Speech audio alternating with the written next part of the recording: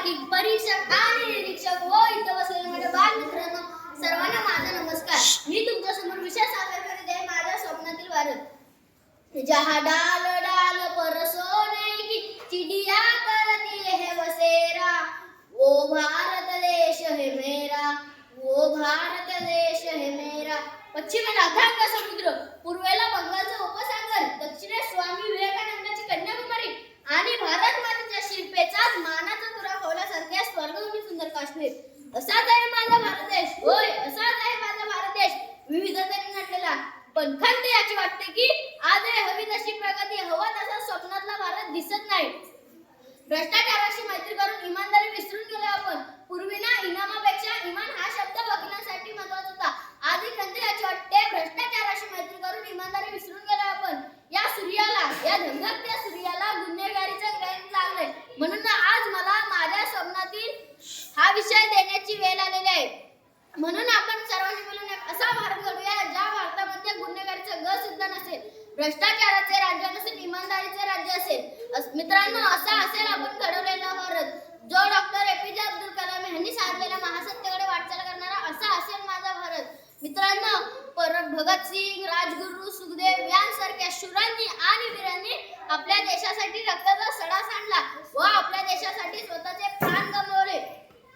मित्रांनो, आपण आणि याच माझ्या भारत देशातील युवा तरुण पबजीसाठी स्वतःचा जीव गमावतात। अरे, डोळे असून अंधळ्यासारख्या वागणाऱ्यानो आणि तोंड असून मुक्यासारख्या जगणाऱ्यानो, या युवा पिढीला अजून काय सांगायचे? माझ्या स्वप्नातील भारत एक असा देश आहे की जिथे समानता आणि स्वातंत्र्यता खऱ्या अर्थाने उपभोग घेता येईल। हा भारत एक अशी भूमी राहील की जिथे सामाजिक, आर्थिक स्थिती, जात पात, धर्मभेद यांसारख्या उपभोग घेता येईल। माझ्या स्वप्नातील भारत एक असा देश असेल की जिथे औद्योगिक आणि तांत्रिक विकास विपुल प्रमाणात असेल। माझ्या स्वप्नातील भारत कसा असावा, यामध्ये सर्वात महत्त्वाचा मुद्दा म्हणजे महिला सशक्तीकरण। आज जरी महिला मोठ्या प्रमाणात घरातून बाहेर पडून स्वतःची ओळख निर्माण करत असल्या तरी आजही त्यांच्याविषयी मोठ्या प्रमाणात भेदभाव पाहायला मिळतात। दुसरा मुद्दा म्हणजे शिक्षण। भारत सरकारने शिक्षणावर भर देऊन लोकांना जनजागृत करीत आहे, तरी अशी काही ठिकाणे आहेत की जिथे शिक्षण पोहोचले नाही। मित्रांनो, म्हणून आपण सर्वांनी मिळून असा भारत घडवूया ज्या भारतामध्ये शिक्षणच काय, आपण सगळे मिळून एक असा देश घडवू ज्या भारतामध्ये गुन्हेगारीचं ग्रहण नसून आपण असा भारत घडवूया। माझ्या स्वप्नातील भारत असा असेल जिथे सर्व लोक प्रेमाने व सुख शांतीने राहतील।